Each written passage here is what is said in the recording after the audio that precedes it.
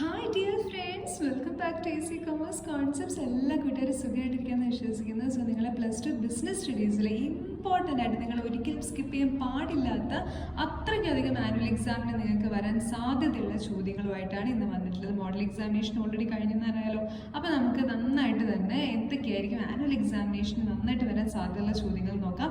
പെട്ടെന്ന് തന്നെ നമുക്ക് വീഡിയോയിലേക്ക് സ്റ്റാർട്ട് ചെയ്യാം. നിങ്ങൾ ആദ്യമായിട്ടാണ് നമ്മുടെ ചാനൽ കാണുന്നതെങ്കിൽ സബ്സ്ക്രൈബ് ചെയ്യുക, സപ്പോർട്ട് ചെയ്യുക. നമുക്ക് പെട്ടെന്ന് തന്നെ വീഡിയോയിലേക്ക് സ്റ്റാർട്ട് ചെയ്യാം. ഒന്നാമത്തെ ചാപ്റ്ററിൽ നിന്നും നിങ്ങൾക്ക് ചോദിക്കാൻ സാധ്യതയുള്ള ചോദ്യങ്ങൾ എന്ന് പറയുന്നത് chapter 1 nature and significance of മാനേജ്മെന്റിൽ നിന്ന് നല്ല രീതിയിൽ ചോദിക്കാൻ സാധ്യതയുള്ള ക്വസ്റ്റ്യൻ ആണ്. നിങ്ങൾ തീർച്ചയായും എല്ലാ ചാപ്റ്ററിൻ്റെയും നിങ്ങൾക്ക് എത്ര ചാപ്റ്റേഴ്സ് പഠിക്കാനുണ്ടോ അത്രയും ചാപ്റ്റേഴ്സിൻ്റെ മീനിങ്ങും ഫീച്ചറും നിർബന്ധമായും പഠിച്ചിരിക്കണം. ഞാൻ സെപ്പറേറ്റ് ആയിട്ട് എടുത്ത് പറയുന്നില്ല. എല്ലാ ചാപ്റ്റേഴ്സിൻ്റെയും മീനിങ്ങും ഫീച്ചേഴ്സും നിർബന്ധമായിട്ട് പഠിച്ചോളാം. ഓക്കെ, റെഡി അല്ലേ? ഈ ഒരു chapter nature and significance of മാനേജ്മെന്റിൽ നിന്ന് നിങ്ങൾ ആദ്യം പഠിക്കേണ്ടത് ലെവൽസ് ഓഫ് മാനേജ്മെന്റ് ആണ്. അതായത് top level, middle level, lower level, ഈ 3 ലെവലിലെയും ആളുകളുടെ ഫങ്ഷൻസ് നിർബന്ധമായി പഠിച്ചോളാം. എസ്പെഷ്യലി മിഡിൽ ലെവൽ മാനേജ്മെന്റിന്റെ ഫങ്ഷൻസ് നന്നായിട്ട് നോക്കിക്കോളാം. Okay, then importance of coordination, elements of coordination നന്നായിട്ട് നോക്കുക. Synchronisation of the activities of the organisation ആണ്. അതിൽ പ്രോപ്പർ ടൈമിംഗ്, ബാലൻസിങ് എല്ലാം ഇമ്പോർട്ടൻ്റ് ആണ്. അതിൻ്റെ എലമെന്റ്സ് നോക്കുക. പിന്നെ മാനേജ്മെന്റ് ഫംഗ്ഷൻസ് ആയ planning, organising, staffing, directing and controlling briefly explain ചെയ്യാൻ സാധ്യതയുണ്ട്. അത് ചോദിക്കാൻ സാധ്യതയുണ്ട്. സോ ഫംഗ്ഷൻസ് ഓഫ് മാനേജ്മെന്റ് ഒന്ന് ബ്രീഫ്ലി എക്സ്പ്ലെയിൻ ചെയ്യാൻ പഠിക്കുക.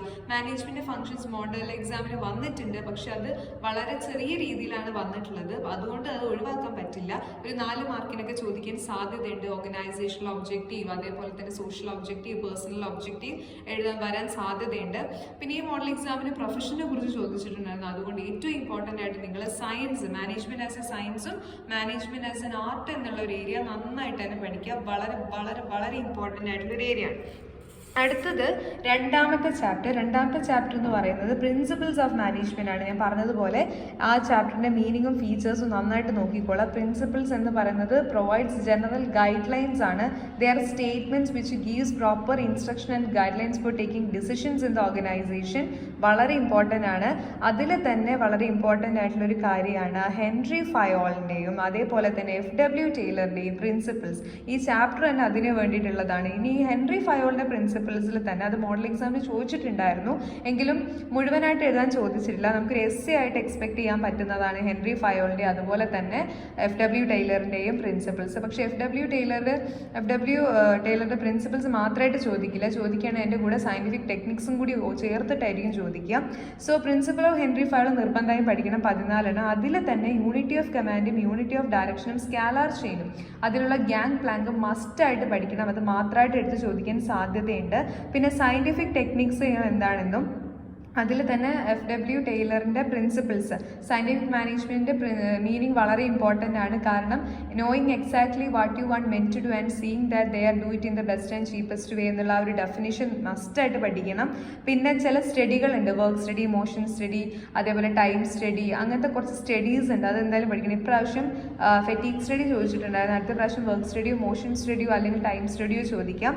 സോ ഇത്ര ഏരിയ ഈ ഒരു പാർട്ടിൽ നിങ്ങൾ നോക്കിയിരിക്കണം. അത് കൂടാതെ തന്നെ നോക്കേണ്ട ഒരു ഏരിയയാണ്, that is difference between Taylor's and Henry Fayol's principle. അതായത് FW ടൈലറിൻ്റെയും അതുപോലെ തന്നെ ഹെൻറി ഫയോളിൻ്റെയും പ്രിൻസിപ്പിൾസ് തമ്മിലുള്ള ഡിഫറൻസ്. കാരണം ഇതിൽ FW ടൈലറിൻ്റെ പ്രിൻസിപ്പിൾ പറയുന്നുണ്ട് ഒരു ഒറ്റ വർക്കറിന് സൂപ്പർവൈസ് ചെയ്യാൻ വേണ്ടിയിട്ട് 8 സ്പെഷ്യലിസ്റ്റുകൾ ഫങ്ഷണൽ ഫോർമാൻഷിപ്പിൽ പഠിച്ചിട്ടുണ്ട് നിങ്ങൾ.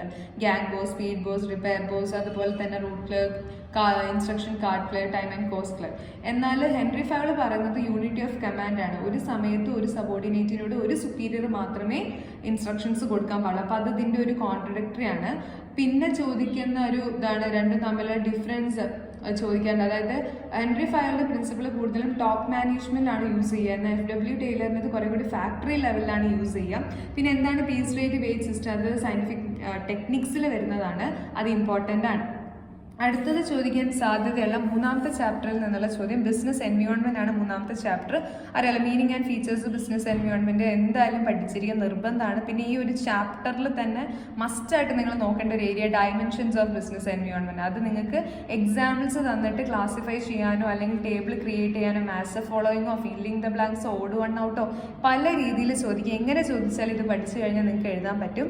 Economic environment, social environment, political environment, technical environment, technological environment, legal environment. ഇതിൽ എക്കണോമിക് എൻവയോൺമെന്റിൽ വരുന്ന എക്സാമ്പിൾസ് നോക്കുക. ഫോർ എക്സാമ്പിൾ ഇൻഫ്ലേഷനിലുള്ള ചേഞ്ചസ്, സോഷ്യലാണെങ്കിൽ ലൈഫ് സ്റ്റൈല്, പൊളിറ്റിക്കലാണെങ്കിൽ പൊളിറ്റിക്കൽ ഇൻസ്റ്റെബിലിറ്റി, അതുപോലെ സ്റ്റെബിലിറ്റി, ടെക്നിക്കലാണെങ്കിൽ new methods, new production, new product, ലീഗലാണെങ്കിൽ methods of legislation, new legislation, അങ്ങനത്തെ കാര്യങ്ങളൊക്കെ വരും. അപ്പോൾ ഇതിൽ നിന്ന് നിങ്ങൾ എന്തായാലും ബിസിനസ് എൻവയോൺമെന്റിൽ വരുന്ന ഡയമെൻഷൻസ് നന്നായി നോക്കുക. അതുപോലെ എക്കണോമി പോളിസിയിൽ വന്നുള്ള പ്രൈവറ്റൈസേഷൻ, ഗ്ലോബലൈസേഷൻ, അങ്ങനത്തെ കാര്യങ്ങളൊന്ന് നോക്കി വെക്കുക. പ്രൈവറ്റൈസേഷൻ ഒന്ന് നോക്കി വെക്കുക.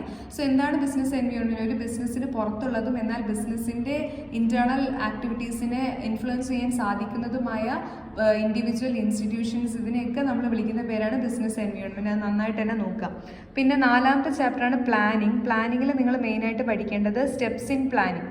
ഓക്കെ, പ്ലാനിങ്ങിൻ്റെ സ്റ്റെപ്സ് വളരെ ഇമ്പോർട്ടൻ്റ് ആണ്. സെറ്റിംഗ് അപ്പ് ഓഫ് സ്റ്റാൻഡേർഡ്സ് മുതൽ ഇംപ്ലിമെൻറ്റേഷൻ വരെയുള്ളത് വളരെ നന്നായിട്ട് നോക്കുക. പിന്നെ types of plans, rule, objective, അതുപോലെ തന്നെ സ്ട്രാറ്റജി, പ്രോഗ്രാം, പ്രൊസീജിയേഴ്സ്, ബഡ്ജറ്റ്, അങ്ങനത്തെ പ്ലാൻസ് ഇപ്രാവശ്യം സിംഗിൾ യൂസും അതുപോലെ തന്നെ സ്റ്റാൻഡിങ് പ്ലാൻസും ചോദിച്ചിട്ടുണ്ടായിരുന്നു. ഇനി നിങ്ങളോട് അത് നല്ല ബ്രീഫ്ലി എക്സ്പ്ലെയിൻ ചെയ്യാനായിരിക്കും. അല്ലെങ്കിൽ match follow, for example no smoking തന്നിട്ട് ബി പാർട്ടിൽ ചിലപ്പോൾ റൂൾ ഉണ്ടാവും. അപ്പോൾ അതുമായിട്ട് കണക്ട് ചെയ്യാനുണ്ടാവും. അങ്ങനെ പോളിസി, ഒബ്ജക്റ്റീവ്, അങ്ങനത്തെ ചോദ്യങ്ങൾ പ്രതീക്ഷിക്കാം. ദെൻ ലിമിറ്റേഷൻസ്, പ്ലാനിങ്ങിൻ്റെ ലിമിറ്റേഷൻസ് എന്തൊക്കെയാണ്, പോരായ്മകൾ എന്താണെന്നുള്ള ചോദ്യം ഉണ്ടാവും.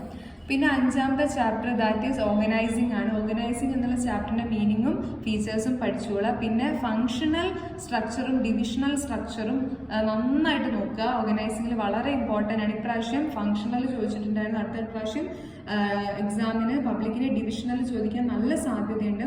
പിന്നെ ഓരോ സ്ട്രക്ചറിൻ്റെ സ്യൂട്ടബിലിറ്റി, ഫോർ എക്സാമ്പിൾ ഒന്നിൽ കൂടുതൽ പ്രൊഡക്റ്റ് ലൈൻ ഉള്ളതിന് യൂസ് ചെയ്യാൻ പറ്റുന്നതാണ് ഡിവിഷണൽ. അതുപോലെ ജയന്റ് ഫേംസിന് യൂസ് ചെയ്യാൻ പറ്റുന്നതാണ് ഡിവിഷണൽ. അങ്ങനെ സ്യൂട്ടബിലിറ്റി നോക്കാം.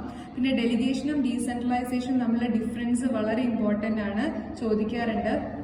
ഡെലിഗേഷൻ എന്താണെന്ന് സെപ്പറേറ്റ് ആയിട്ട് തന്നെ നോക്കുക.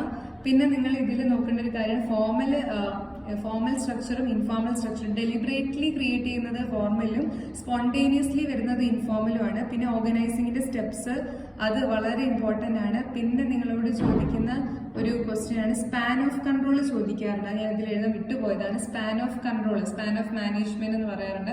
സ്പാൻ ഓഫ് കൺട്രോൾ ചോദിക്കാറുണ്ട്. അപ്പോൾ ഇത്രയും കാര്യങ്ങൾ ഓർഗനൈസിംഗിൽ പഠിക്കാൻ നല്ല ഇമ്പോർട്ടൻ്റ് ആയിട്ടുള്ള ചാപ്റ്ററാണ് ഓർഗനൈസിംഗ്. ഇതിൽ ഡെലിഗേഷൻ, ഡീസെൻട്രലൈസേഷൻ, അതുപോലെ സെൻട്രലൈസേഷൻ, ഡീസെൻട്രലൈസേഷൻ, ഫങ്ഷണലും ഡിവിഷണലും ഫോർമലും ഇൻഫോർമലും നന്നായിട്ട് നോക്കുക, ഇമ്പോർട്ടൻ്റ് ആണ്. പിന്നെ ആറാമത്തെ ചാപ്റ്ററാണ് സ്റ്റാഫിംഗ്. സ്റ്റാഫിംഗ് ഇതേപോലെ മീനിങ്ങും ഫീച്ചേഴ്സും പഠിക്കുക. പിന്നെ സ്റ്റാഫിങ്ങിന് മാൻ പവർ പ്ലാനിങ്, അതായത് മാൻ പവർ റിക്വയർമെൻറ്റ് പ്ലാൻ ചെയ്യുന്നത് മുതൽ ഓർഗനൈസേഷനിൽ നമ്മൾ റിക്രൂട്ട്മെൻറ്റ്, സെലക്ഷന്, അതേപോലെ തന്നെ placement, orientation, training, performance appraisal, compensation, follow up, ഇതെല്ലാം വളരെ ഡീറ്റെയിൽഡ് ആയിട്ട് തന്നെ നോക്കണം. ഒരു പ്രോസസ്സ് പോലും മിസ് ചെയ്യരുത്. അതിൽ റിക്രൂട്ട്മെൻറ്റിൻ്റെ ഇൻറ്റേർണലും എക്സ്റ്റേണൽ ഇപ്രാവശ്യം ചോദിച്ചിട്ടുണ്ടായിരുന്നു. അതുകൊണ്ട് ഇൻറ്റേർണൽ ചോദിക്കാൻ നല്ല സാധ്യതയുണ്ട്. പിന്നെ ഓൺ ദ ജോബ് ട്രെയിനിങ്ങും ഓഫ് ദ ജോബ് ട്രെയിനിങ്ങും, ടൈപ്സ് ഓഫ് ടെസ്റ്റുകൾ, ട്രേഡ് ടെസ്റ്റ്, ആറ്റിറ്റ്യൂഡ് ടെസ്റ്റ്, അങ്ങനത്തെ ടെസ്റ്റുകൾ. റിക്രൂട്ട്മെൻറ്റും സെലക്ഷനും നമ്മൾ ഡിഫറൻസ് ചോദിക്കും. ട്രെയിനിങ്ങും ഡെവലപ്മെൻറ്റും നമ്മൾ ഡിഫറൻസ് ചോദിക്കും. അപ്പോൾ of the job training, on the job training, like apprenticeship, job rotation, ഇതൊക്കെ ഓൺ ദ ജോബ് ട്രെയിനിങ്ങിൽ വരും. അതുപോലെ തന്നെ വെസ്റ്റിബ്യൂള്, അതേപോലെ ഇന്റേൺഷിപ്പ്, അതൊക്കെ നമുക്ക് മറ്റേതിൽ എഴുതാം. സോ ഈ രീതിയിൽ ഒരു modelling, structured modelling, computer modelling, അങ്ങനത്തെ ഒത്തിരി ഓഫ് ദ ജോബിൽ വരുന്നുണ്ട്. അപ്പോൾ ഒരാൾ ജോലിയിൽ ഇരിക്കുക അത് ജോലി പഠിക്കുന്നതിനെയാണ് ഓൺ ദ ജോബ് എന്ന് പറയുക. ഓർഗനൈസേഷന് പുറത്ത് പോയിട്ട് ആ ജോലിയെക്കുറിച്ച് പഠിക്കുന്നതാണ് ഓഫ് ദ ജോബ്. അപ്പോൾ അതിൻ്റെ ഇമ്പോർട്ടൻസ് വളരെ ഇമ്പോർട്ടൻറ്റ്. സ്റ്റാഫിംഗ് ഒരു വലിയ ചാപ്റ്ററാണ്. നല്ല രീതിയിൽ ഒത്തിരി ചോദ്യങ്ങൾ ആ ഒരു ഏരിയയിൽ നിന്ന് നമുക്ക് പ്രതീക്ഷിക്കാം. പിന്നെ ഏഴാമത്തെ chapter directing, very very important ചാപ്റ്ററാണ്. ഒത്തിരി ചോദ്യങ്ങൾ പ്രതീക്ഷിക്കാം. Actually supervision, motivation, leadership, communication, ഇങ്ങനെ 4 ഏരിയാസ് ഒരുമിച്ച് വരുന്നതാണ് ഡയറക്റ്റിംഗ്. അപ്പോൾ ഡയറക്റ്റിങ്ങിൻ്റെ മീനിങ്ങും ഫീച്ചേഴ്സും പഠിക്കുക. പിന്നെ എബ്രഹാം മാസ്ലോന്റെ need hierarchy theory of motivation മസ്റ്റാണ്, സ്കിപ്പ് ചെയ്യാനേ പാടില്ല. അതാണ് ഈ റെഡ് മാർക്ക് കിട്ടിയത്, അത്രയും ഇമ്പോർട്ടൻ്റ് ആണ്. പിന്നെ ലീഡർഷിപ്പിൻ്റെ സ്റ്റൈൽ, ഓട്ടോക്രാറ്റിക്, ഡെമോക്രാറ്റിക്, ലേസേഴ്സ്പെയർ, അങ്ങനത്തെ ലീഡർഷിപ്പിൻ്റെ സ്റ്റൈൽ നോക്കാം. കമ്മ്യൂണിക്കേഷൻ്റെ സ്റ്റേജസ്, അതായത് സെൻറ്ററിൽ നിന്ന് മെസ്സേജ് ചാനലിലേക്ക് എൻകോഡായിട്ട് പോയിട്ട് അത് പ്രോസസ്സായിട്ട് ഡീകോഡ് ചെയ്തിട്ട് റിസീവറിലേക്ക് എത്തി അത് ഫീഡ്ബാക്ക് ആയിട്ട് പോകുന്നത്. പിന്നെ കമ്മ്യൂണിക്കേഷൻ്റെ സ്റ്റേജസ്, കമ്മ്യൂണിക്കേഷൻ്റെ ബാരിയേഴ്സ്, പലതരത്തിലുള്ള നെറ്റ്വർക്ക്സ്. ഇപ്രാവശ്യം മോഡലിന് വീൽ നെറ്റ്വർക്ക് ചോദിച്ചിട്ടുണ്ടായിരുന്നു. സോ നിങ്ങൾക്ക് സർക്കിളോ അല്ലെങ്കിൽ ഫ്രീ ഫ്ലോയോ ചോദിക്കാം. എല്ലാ നെറ്റ്വർക്ക്സും പഠിക്കണം. പിന്നെ ഇൻസെൻറ്റീവ്സ്, മോണിറ്ററി ഇൻസെൻറ്റീവ്സും ഉണ്ട്, അതുപോലെ നോൺ മോണിറ്ററി ഇൻസെൻറ്റീവ്സും ഉണ്ട്, ഫോർമൽ നെറ്റ്വർക്കും ഉണ്ട്, ഇൻഫോർമൽ നെറ്റ്വർക്കും ഉണ്ട്. പിന്നെ സൂപ്പർവിഷൻ്റെ മീനിങ് നന്നായിട്ട് നോക്കുക. ഓക്കെ, സോ സൂപ്പർവിഷന്, മോട്ടിവേഷന്, അതുപോലെ തന്നെ ലീഡർഷിപ്പ്, കമ്മ്യൂണിക്കേഷൻ, നാലിൻ്റെയും മീനിങ് നന്നായിട്ട് തന്നെ പഠിക്കണം. പിന്നെ ചാപ്റ്റർ 8 കൺട്രോളിംഗ് ആണ്, ചെറിയ ചാപ്റ്ററാണ്. അതിൻ്റെ മീനിങ്ങും ഫീച്ചേഴ്സും പഠിക്കുക. അതുപോലെ തന്നെ കൺട്രോളിങ്ങിൻ്റെ സ്റ്റെപ്സ്, നല്ല setting up of standard, actual performance measure ചെയ്യുക, കമ്പയർ ചെയ്യുക, ഡീവിയേഷൻസ് എടുക്കുക. If there is any deviation take actions to rectify that deviation and follow up. Steps important ആണ്. കൺട്രോളിങ്ങിൻ്റെ ലിമിറ്റേഷൻസ് ഇമ്പോർട്ടൻ്റ് ആണ്. പിന്നെ CPM പെർട്ട് ഒക്കെ ഒന്ന് നോക്കി വെക്കുക. പ്രാവശ്യം പ്ലാനിങ്ങും കൺട്രോളിങ്ങും തമ്മിലുള്ള ആ ഒരു റിലേഷനൊക്കെ ചോദിച്ചിട്ടുണ്ടായിരുന്നു. പിന്നെ 9th ചാപ്റ്റർ വന്നിട്ട് ഫിനാൻഷ്യൽ മാനേജ്മെന്റ് ആണ്. അതിൽ മീനിങ്ങും ഫീച്ചേഴ്സും, ഫിനാൻഷ്യൽ മാനേജ്മെന്റ് മീനിങ്ങും ഫീച്ചേഴ്സും പഠിക്കുക. ഒരു സ്ഥാപനത്തിൽ ഫിനാൻഷ്യൽ മാനേജ്മെന്റിന്റെ ആവശ്യകത എന്താണ്, എന്തിനു വേണ്ടിയിട്ടാണ്, എന്തൊക്കെയാണ് അവരവിടെ ചെയ്യുക, പ്രൊമിറ്റ് ആയിട്ട് ആക്യുറേറ്റ് ആയിട്ട് ഫണ്ട് ഉണ്ടോ നോക്കും, കറക്റ്റ് സമയത്തുള്ള ഫിനാൻസ് റിലേറ്റഡ് ആയിട്ട് കാര്യങ്ങളൊക്കെ അവരാണ് ചെയ്യുക. അപ്പോൾ ഫിനാൻസ് ഫംഗ്ഷൻ ഇതിൽ വളരെ ഇമ്പോർട്ടൻ്റ് ആണ്. Financing function, investment function, dividend function, very very important question. പിന്നെ ക്യാപിറ്റൽ സ്ട്രക്ചർ എന്താണ്, അതിൽ ഡെറ്റ് ഇക്വിറ്റി റേഷ്യോ എങ്ങനെയാണ് ക്യാപിറ്റൽ സ്ട്രക്ചറിൽ വരുന്നത്, അതിൻ്റെ മീനിങ്ങും factors affecting capital structure important ആണ്. Trading on equity, financial leverage വളരെ ഇമ്പോർട്ടൻ്റ് ആണ്. Using of debt instruments in the capital സ്ട്രക്ചറിനെയാണ് നമ്മൾ ട്രേഡിംഗ് ഓൺ ഇക്വിറ്റി എന്ന് പറയാം. പിന്നെ ഫിനാൻഷ്യൽ പ്ലാനിങ്ങിൻ്റെ ഇമ്പോർട്ടൻസ് വളരെ ഇമ്പോർട്ടൻ്റ് ആണ്. പിന്നെ വർക്കിംഗ് ക്യാപിറ്റലും ഫിക്സഡ് ക്യാപിറ്റലിനെയും സ്വാധീനിക്കുന്ന ഘടകങ്ങൾ, very very very important. Factors affecting working capital and fixed capital വളരെ ഇമ്പോർട്ടൻ്റ് ആണ്, മസ്റ്റ് ആയിട്ട് നോക്കണം. പിന്നെ ഫിനാൻസിന്റെ ഇമ്പോർട്ടൻസ് കാര്യങ്ങളൊക്കെ ഒന്ന് നന്നായിട്ട് നോക്കി വെക്കാം. പിന്നെ നിങ്ങൾ പഠിക്കേണ്ട ഒരു ഏരിയ ആണ് മാർക്കറ്റിംഗിലൊരു ഏരിയ. മാർക്കറ്റിംഗും വളരെ വലിയൊരു ചാപ്റ്ററാണ്. ഒരുപാട് കാര്യങ്ങൾ പഠിക്കാനുണ്ട് മാർക്കറ്റിംഗിൽ. മാർക്കറ്റിംഗിന്റെ മീനിങ്ങും ഫീച്ചേഴ്സും പഠിച്ചോളൂ. അതിൻ്റെ കൂടെ തന്നെ മാർക്കറ്റിംഗിന്റെ ഫംഗ്ഷൻസ് ഒരു 12ഓളം വരുന്ന ഫംഗ്ഷൻസ് ഉണ്ട്. വളരെ ഇമ്പോർട്ടൻ്റ് ആണ്, നിർബന്ധമാണ്. ഒരു 5 എണ്ണമെങ്കിലും നിങ്ങൾ പഠിച്ചിരിക്കണം. പിന്നെ ട്രേഡ് മാർക്ക് എന്താണ്, ലേബലിംഗ് എന്താണ്, ബ്രാൻഡിങ് എന്താണ്, കോപ്പിറൈറ്റ് എന്താണ്, പാക്കേജിങ്, അങ്ങനത്തെ ടേംസുകളുടെ മീനിങ് ഒക്കെ പഠിക്കണം, എക്സ്പ്ലെയിൻ ചെയ്യാൻ ചോദിക്കും. പിന്നെ മാർക്കറ്റിംഗ് മിക്സ് വളരെ വളരെ വളരെ ഇമ്പോർട്ടൻ്റ് ആണ്. അതിൽ പ്രൊഡക്റ്റ്, പ്രൈസ്, പ്ലേസ്, പ്രൊമോഷൻ, ഇതിൽ ഓരോന്നും ഡീറ്റെയിൽഡ് ആയിട്ട് നോക്കണം. അതിൽ rebate, money refund, discount, sample, ഇങ്ങനത്തെ ടേംസ് ഒക്കെ ഒന്ന് എക്സ്പ്ലെയിൻ ചെയ്യാൻ ചോദിക്കും. പിന്നെ പ്രൊമോഷൻ മിക്സിൽ വരുന്നതാണ് sales promotion, advertisement, personal selling, publicity, ഇതൊക്കെ നന്നായിട്ട് നോക്കിക്കോളുക. നല്ല രീതിയിൽ ചോദ്യങ്ങൾ സാധ്യതയുണ്ട്. പിന്നെ ചാനൽ ഓഫ് ഡിസ്ട്രിബ്യൂഷനിൽ 0 ലെവൽ, 1 ലെവൽ, 2 ലെവൽ, 3 ലെവൽ, അങ്ങനത്തെ കാര്യങ്ങൾ നോക്കുക. പിന്നെ levels of package, primary, secondary, പിന്നെ ട്രാൻസാക്ഷനിൽ വരുന്ന പാക്കേജ്, മാർക്കറ്റിംഗ് ആൻഡ് സെല്ലിംഗ് തമ്മിലുള്ള ഡിഫറൻസ്, പിന്നെ പ്രൈസ് ഡിറ്റർമിനേഷനെ എഫക്റ്റ് ചെയ്യുന്ന ഫാക്ടേഴ്സുകൾ എന്തൊക്കെയാണ്, പേഴ്സണൽ സെല്ലിങ്ങും അഡ്വർടൈസ്മെൻറ്റും തമ്മിലുള്ള ഒരു ഡിഫറൻസ് എന്തൊക്കെയാണ് ചോദിക്കാൻ നല്ല സാധ്യതയുണ്ട്. പിന്നെ എന്തിനെയൊക്കെ നമുക്ക് മാർക്കറ്റ് ചെയ്യാൻ പറ്റും.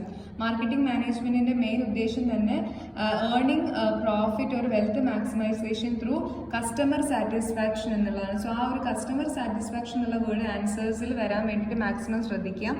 പിന്നെ അവസാനത്തെ ചാപ്റ്ററാണ് consumer protection, 12ാമത്തെ chapter. Consumer പ്രൊട്ടക്ഷൻ്റെ meaning നോക്കുക. ആക്ട് വളരെ ഇമ്പോർട്ടൻ്റ് ആണ്, 1986 മിസ് ചെയ്ത്. പിന്നെ ആരാണ് ഒരു കൺസ്യൂമറിൻ്റെ റൈറ്റ്സ് ഇപ്രാവശ്യം ചോദിച്ചിട്ടുണ്ട്. അത് മിക്കവാറും റെസ്പോൺസിബിലിറ്റീസ് ചോദിക്കാൻ നല്ല സാധ്യതയുണ്ട്. പിന്നെ കൺസ്യൂമർ പ്രൊട്ടക്ഷൻ ആക്ട് ഒന്ന് ഡിസ്ക്രൈബ് ചെയ്യാൻ ചോദിക്കും. പിന്നെ നല്ല സാധ്യതയുള്ളൊരു ക്വസ്റ്റ്യൻ ആണ് 4ാമത്തെ question, that is consumer grievance redressal agencies. For example district forum, state commission, national commission വളരെ ഇമ്പോർട്ടൻ്റ് ആണ്. ഇത് ഡീറ്റെയിൽഡ് ആയിട്ട് തന്നെ പഠിക്കണം. ഒരുപാട് ചോദ്യങ്ങൾ ആ ഒരു ഏരിയയിൽ നിന്ന് വരാൻ നല്ല സാധ്യതയുണ്ട്. സോ ഇത്രയൊക്കെയാണ് മൊത്തം നിങ്ങളുടെ ഈ ഒരു +2 ബിസിനസ് സ്റ്റഡീസ് എന്ന് പറഞ്ഞിട്ടുള്ള ഒരു ഏരിയ. നല്ല രീതിയിൽ തന്നെ നോക്കിക്കൊള്ളുക. ഇത്രയും കാര്യങ്ങൾ മികച്ച രീതിയിൽ പഠിച്ചു കഴിഞ്ഞാൽ തന്നെ നിങ്ങൾക്ക് നല്ലൊരു മാർക്ക് സ്കോർ ചെയ്തെടുക്കാൻ വേണ്ടിയിട്ട് സാധിക്കും. എന്തെങ്കിലും സംശയങ്ങളും കാര്യങ്ങളും ഉണ്ടെങ്കിൽ നിങ്ങൾ കമൻറ്റ് ചെയ്ത് ചോദിക്കാവുന്നതാണ്. നമ്മൾ അതിനനുസരിച്ചുള്ള വീഡിയോസ് അപ്ലോഡ് ചെയ്യുന്നതായിരിക്കും. എനിവേ ഇത്രയും കാര്യങ്ങൾ നിങ്ങൾ വളരെ മികച്ച രീതിയിൽ പഠിച്ചു കഴിഞ്ഞാൽ നിങ്ങൾക്ക് തീർച്ചയായും +2ന് A+ എന്നുള്ള ഒരു ലെവലിലേക്ക് മാറാൻ വേണ്ടി സാധിക്കും. അപ്പോൾ ഈ വീഡിയോ നിങ്ങൾക്ക് ഹെൽപ്ഫുൾ ആയിട്ട് ഫീൽ ചെയ്തിട്ടുണ്ടെങ്കിൽ തീർച്ചയായും ലൈക്ക് ചെയ്ത് സപ്പോർട്ട് ചെയ്യുക, ചാനൽ സബ്സ്ക്രൈബ് ചെയ്യുക, വീഡിയോനെ കുറിച്ചുള്ള അഭിപ്രായങ്ങൾ കമൻറ്റ് ബോക്സിൽ രേഖപ്പെടുത്തുക. താങ്ക്